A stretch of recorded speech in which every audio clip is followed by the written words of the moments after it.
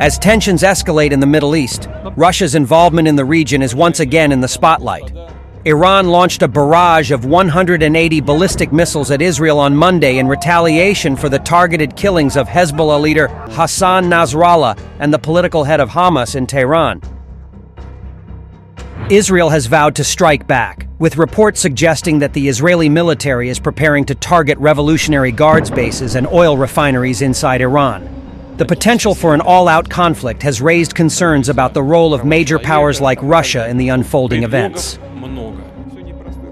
In a statement, Iran's mission to the United Nations revealed that Tehran had been communicating with Washington via intermediaries in the wake of the missile attack.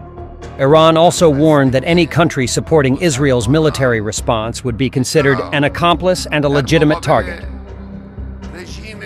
Meanwhile, behind the scenes, two Iranian officials disclosed to the New York Times that Iran had sought Russia's cooperation in providing satellite intelligence in anticipation of Israel's retaliation. Moscow's willingness to involve itself directly remains uncertain. Russian Prime Minister Mikhail Mishustin was in Tehran just hours before the missile strike, meeting with Iranian President Masoud Pezeshkian. The timing of the visit, coupled with the content of their discussions, enhancing bilateral ties and responding to Western sanctions, has fueled speculation that Russia is quietly backing Iran in its standoff with Israel. However, while Russia is likely to support its Middle Eastern ally diplomatically and through covert intelligence, it remains unclear whether it would risk direct involvement in a potential war. Despite the bellicose rhetoric from Iranian leadership, concerns are growing within the country about the economic fallout of a prolonged conflict. Some supporters of the government who had celebrated the missile attack on Israel are now calling for restraint, fearing that a prolonged tit-for-tat could devastate critical infrastructure and weaken an already fragile economy. There is hope among certain factions that Israel's retaliation will be limited, avoiding a full-scale war. Russia's strategic interests in the Middle East are clear. Moscow has deepened its ties with Tehran in recent years, viewing the relationship as a bulwark against Western influence in the region.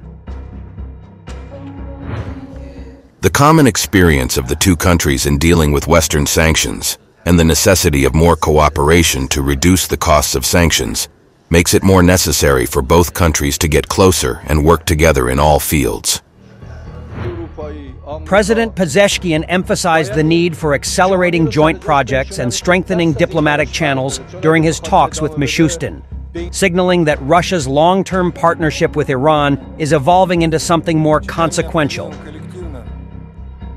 The deployment of hypersonic Fatah missiles by Iran in the recent strike underscores the technological advancements Tehran has made, potentially with Russian assistance. Iran's Revolutionary Guard Corps confirmed that 90% of the missiles hit their intended targets in Israel, a claim that demonstrates the scale of the threat Israel now faces. Russian-supplied satellite imagery could further enhance Iran's missile accuracy, complicating Israel's defense strategies. For Israel and its allies, particularly the United States, the stakes are rising. The U.S. Navy has already launched interceptor missiles to protect Israeli military bases from Iranian attacks, and Washington has reiterated its unwavering support for Israel. This latest flare-up between Iran and Israel could easily evolve into a proxy war, with Russia and the West backing opposing sides.